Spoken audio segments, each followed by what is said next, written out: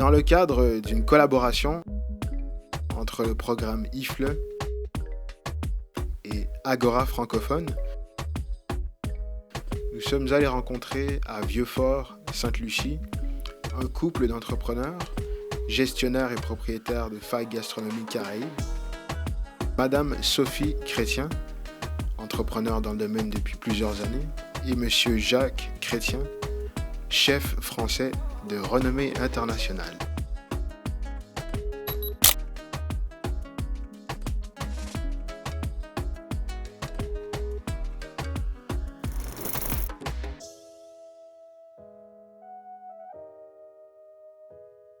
C'est-à-dire qu'on avait un petit peu marre de la France dans les années 97-98 et on a décidé de partir et j'ai eu l'opportunité d'aller ouvrir l'Intercontinental à Mexico City et où nous sommes restés 3 années à la ville de Mexico avec les enfants, donc ça partait avec nos 2 enfants. Et ensuite j'ai eu l'opportunité de faire l'ouverture de l'hôtel Esperanza pour la chaîne Auberge du Soleil en Californie. Et ensuite Sophie, parallèlement à moi qui travaillais à l'hôtel, elle voulait absolument commencer à avoir une activité professionnelle et là on a commencé à ouvrir des business, une boutique L'Occitane, ensuite on a ouvert des boulangeries, pâtisseries, un restaurant gastronomique et tout doucement moi j'ai arrêté de travailler à Esperanza pour venir la rejoindre dans ses affaires. Donc voilà une première partie de notre histoire. Bah oui, on a ouvert une très très belle boulangerie-pâtisserie à San José El Cabo, en Basse-Californie donc. Et puis de là, une autre a été ouverte à Cabo San Lucas, qui est une ville qui est à côté. Et puis on en a ouvert une aussi à Puerto Vallarta, qui était donc sur le continent. Et puis on a ouvert un restaurant gastronomique et puis des bistrots. Donc voilà, on s'est étendu, on est arrivé à avoir plus de 250 employés. Et puis, comme on dit au Mexique, un exitoso, parce que c'était des produits français, une cuisine qu'ils ne connaissaient pas, et on a pu profiter du développement de Los Cabos, qui vraiment était au tout début, pour avoir vraiment un grand succès et un super business, quoi. Donc voilà comment on est arrivé au Mexique.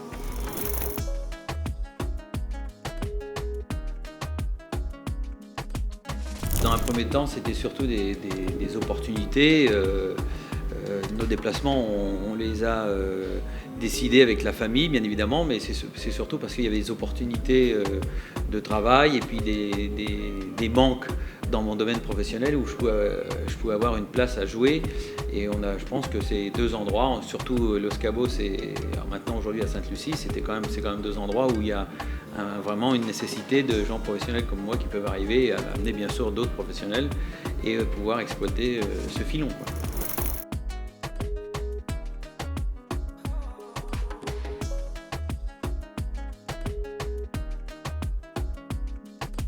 Il y a une différence flagrante. D'abord, la première, quand vous êtes chef pour un chef d'État, c'est la discrétion qui vous mène. Hein. Vous travaillez en silence et vraiment derrière les coursives, je dirais. Et or que quand vous travaillez pour un hôtel comme Sugar Beach, c'est un atout pour l'hôtel, donc ils vous mettent en avant. Et si vous ils font en sorte que vous soyez une plus-value pour l'hôtel.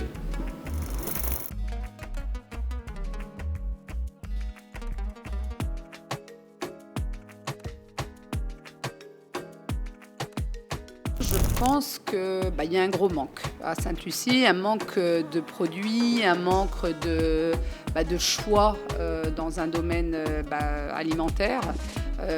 Donc la raison pour laquelle moi j'ai ouvert cette compagnie, enfin cette filiale de cette compagnie Failles Gastronomiques Caraïbes, c'est justement pour apporter aux restaurants et aux hôtels des produits qu'il n'y a pas dans l'île.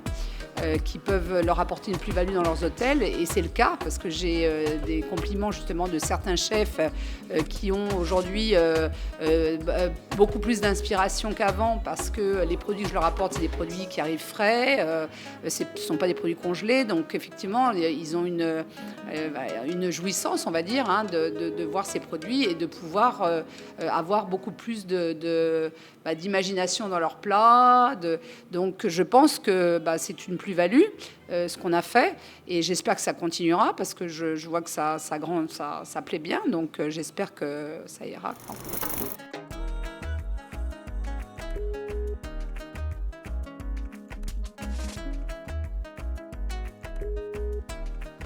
Je dirais que, c'est-à-dire que les Caribéens, bon, comme ils ont une influence cette fois française et cette fois anglaise, ils ont quand même malgré tout gardé le contact de la famille. C'est-à-dire qu'ils arrivent quand même, ce sont quand même des gens qui se réunissent et qui cuisinent pour la famille. Donc c'est quand même quelque chose d'important, comme la France et le repas à la française est classé au patrimoine mondial de l'humanité. Donc eux, ils ont quand même ce domaine-là. Après, ce qui est du côté culinaire, ils ont gardé certaines bases de la cuisson longue, c'est-à-dire tous les stews qu'ils font, toutes les préparations un peu froides qu'ils font, qui durent sur plusieurs jours, parce qu'ils ont conservé beaucoup la cuisine salée. Ce sont des gens qui mangent beaucoup de cuisine qui a été conservée dans le sel. Donc ce sont des gens quand même qui malgré tout ont des bonnes bases, mais qui sont restés un peu figés dans le temps et qui ont eu du mal à un peu évoluer. Bon, on ne connaît pas un grand chef caribéen qui a eu des étoiles Michelin encore et qui a su transformer la cuisine caribéenne et la simplifier, l'affiner et lui faire traverser un petit peu les âges. Mais aujourd'hui, avec tous les chefs qui arrivent à Sainte-Lucie, je pense que dans beaucoup d'années, dans peu de temps, on va y avoir des choses assez intéressantes qui vont se produire.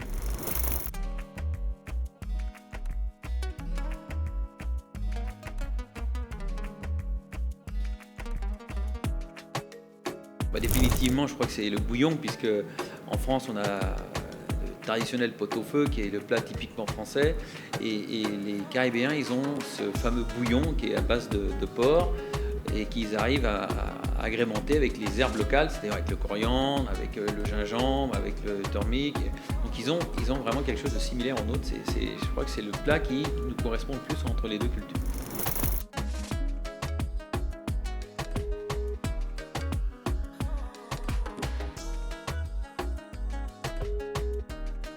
Au niveau de la pandémie, ça a été un petit peu une rupture brutale. Hein. On a ouvert nos sociétés en fin octobre 2019.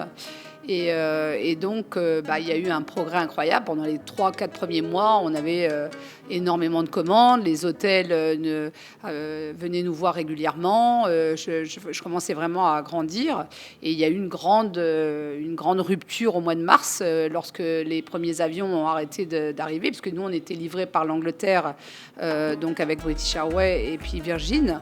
Et donc, ces avions n'arrivant plus sur l'île, on a eu vraiment une rupture nette. Donc, pour nous, ça a été très compliqué et on est donc resté pratiquement, on va dire, plus de 5 mois sans vraiment une occupation de vente. Donc on a pu peaufiner un petit peu notre projet et travailler sur l'administration et on va dire de pouvoir vraiment nous préparer à réouvrir, ce qui a été le cas donc fin juillet quand les premiers avions sont revenus. Et puis donc au quotidien, on est très heureux. On a démarré à avoir 2 employés. Aujourd'hui, on est 5 et on va embaucher plus là parce que j'ai une voiture qui arrive de réfrigérée, donc je vais avoir besoin d'un chauffeur. On va avoir besoin de gens des mains d'œuvre, des mains pour nous aider justement à livrer les hôtels et les restaurants. Donc, au jour d'aujourd'hui, on est content. Il faudrait que cette pandémie s'arrête. Il faudrait qu'on puisse pouvoir vraiment grandir correctement. Bon, maintenant, c'est l'avenir qui va nous le dire. On ne sait pas trop ce qui va se passer dans les mois à venir. Là, on a à nouveau un arrêt subi de British Airways parce que l'Angleterre a fermé ses frontières. Donc, à nouveau, on ressent un petit peu une retombée, mais bon, voilà, en espérant qu'on trouve d'autres solutions par le biais des États-Unis, etc. Mais voilà, on espère vraiment pouvoir faire développer cette société et pouvoir embaucher beaucoup plus d'employés.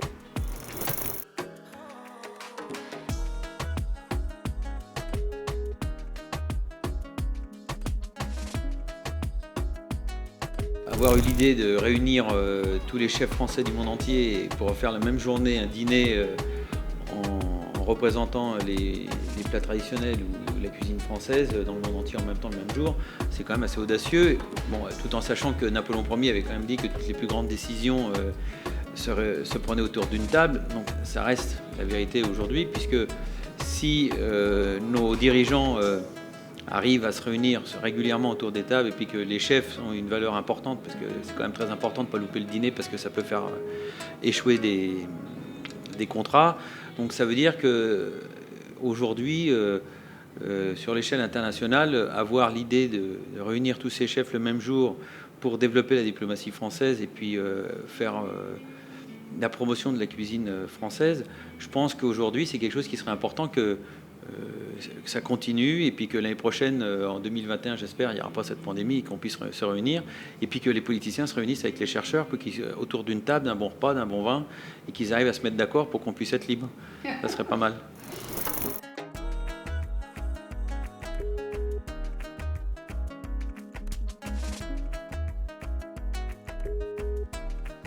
Alors oui, ça a été une de mes plus belles initiatives. Enfin, il y avait eu une initiative il y a au moins 1 an et demi, 2 ans, lorsque Jacques était à l'hôtel Sugar Beach, avec également Fa Gastronomie, mais à l'époque c'était Fa Gastronomie Internationale, donc Paris, c'est la maison mère.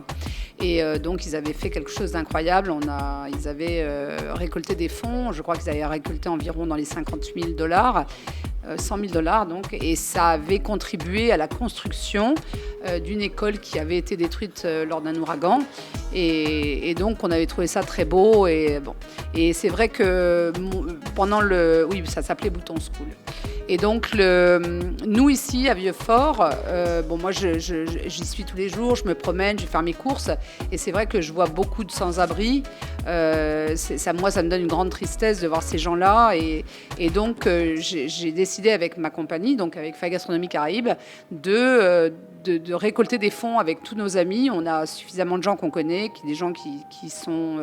on va dire, qui ont la possibilité de donner. Donc j'ai réuni des fonds, j'ai contacté énormément de gens, j'ai formé un groupe sur WhatsApp, et donc j'ai sollicité ces gens-là justement pour donner. Et j'ai demandé, parce qu'à l'époque je ne savais pas comment faire pour justement pouvoir leur donner à manger, donc je ne savais pas s'il fallait nous-mêmes cuisiner ou alors demander à des gens locaux pour le faire. Donc on m'a plutôt conseillé de passer au travers des locaux qui, eux, ont un restaurant à Vieux-Fort et qui donc recevaient chaque semaine une somme d'argent qu'on leur donnait et qui permettait de donner environ 50 à 60 repas par jour aux sans-abri de Vieux-Fort et des alentours. Donc on était très fiers parce qu'on est allé voir comment ça se passait. J'ai même fait une petite télévision. On a vu j'ai vraiment vu les sans-abri manger ce qu'ils leur préparaient. Donc ça me faisait chaud au cœur parce que pendant ces périodes de 4-5 mois où effectivement il n'y avait vraiment aucune ressource, j'étais heureuse au moins de pouvoir faire quelque chose pour ces gens-là. Ma compagnie y a contribué, et puis tous nos amis bien sûr.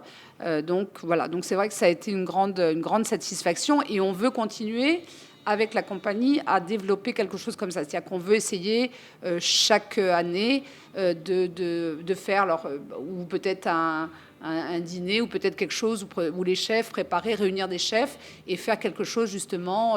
Alors ça peut être pour les sans-abri, ça peut être pour des enfants, ça peut être pour des familles qui sont un petit peu plus... qui ont moins accès à certaines choses, et donc pouvoir essayer d'aider les gens. Ça, c'est vraiment c'est notre spirit, on aime faire ça. On l'a fait au Mexique de la même façon, et c'est quelque chose qu'on continuera.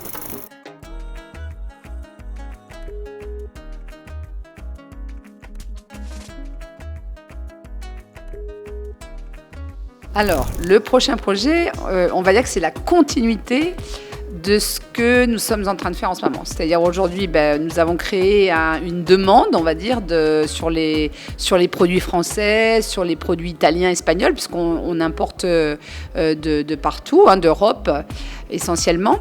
Et donc, notre idée, c'est de faire devenir cette place où nous sommes actuellement, où on pourra effectivement faire un tour après, d'en faire devenir un espace gourmet.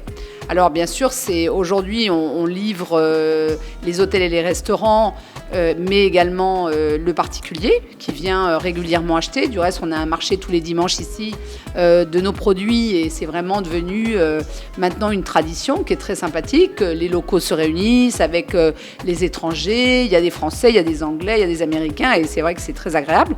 Et donc l'idée, parce qu'on nous le demande en plus, c'est de venir ici acheter, mais en même temps de venir consommer sur place.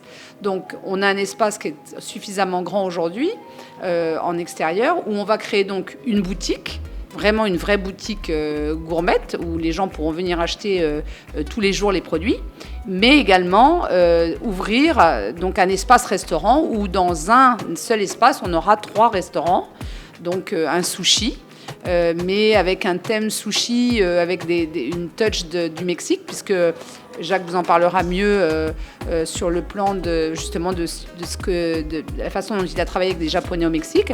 Ensuite, on aura un bistrot gourmet qui va vraiment... on ne va pas appeler ça un fine dining parce qu'aujourd'hui, ce serait un peu trop, mais on va appeler ça un bon bistrot gourmet. Et on va avoir un restaurant qu'on appellera un food street.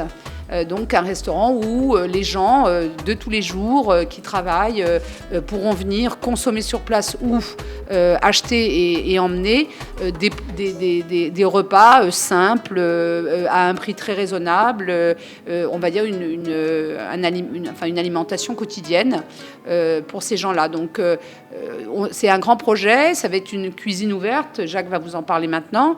On veut créer un bar avec des rhums, donc cocktails. On veut vraiment faire une animation gourmette, un espace gourmet comme on peut en trouver en France, comme au Lafayette Gourmet ou au Bon Marché ou dans certains endroits de France où on découvre des marchés ouverts avec des restaurants à l'intérieur et la possibilité ou de consommer ou d'acheter et d'emmener.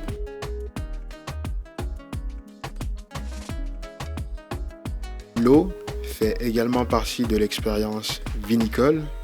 C'est pour cette raison que vous pourrez trouver de l'eau Evian dans la cave à vin Faille Gastronomie Caraïbes, aux côtés d'une bouteille de Château Belle-Brise. C'est-à-dire que nous, l'idée c'est de réunir aussi la famille, puisque comme vous pouvez voir, le projet est assez grand. Donc l'idée de ma fille qui est au Mexique, elle va venir nous rejoindre avec ma petite fille. Et puis mon fils, ma fille a fait une école hôtelière avec chez Paul Bocuse, donc elle va avoir l'opportunité de venir à la gestion et au marketing de tout le groupe. Et puis mon fils qui est dans la cuisine, qui a suivi un peu mes pas, qui travaille dans la même boîte, dans le même restaurant que j'ai travaillé quand j'avais 30 ans de moins. Et aujourd'hui, il va venir nous rejoindre à la fin de l'année. Donc aujourd'hui, l'idée, c'est de développer vraiment un gros groupe qui va faire partie de la base, c'est-à-dire qu'on apportera des produits frais, ensuite on les cuisinera et ensuite on aura plusieurs antennes de restaurants. On va démarrer déjà par Vieux-Fort et ensuite on se dirigera sur Castries, au Rond-de-Nébet, où là il y a d'autres compagnies qui sont intéressées pour nous avoir avec eux. C'est-à-dire qu'aujourd'hui on comprend bien qu'avec la crise, les gens ils ont besoin d'une plus-value. Donc même si pour acheter une bouteille de vin, une bouteille de rhum, il ne faut pas avoir que ça à vendre, il faut avoir autre chose à vendre qui va avec, c'est-à-dire des plats, de la gastronomie, une histoire, une culture. Donc ça sera nous. Et on est sur le point de regarder dans le Nord 2 endroits. Donc dans peu de temps, vous entendrez parler de nous, que Faille Gastronomie et les chrétiens seront dans le Nord en train de faire un petit projet qui va devenir la même chose que dans le Sud.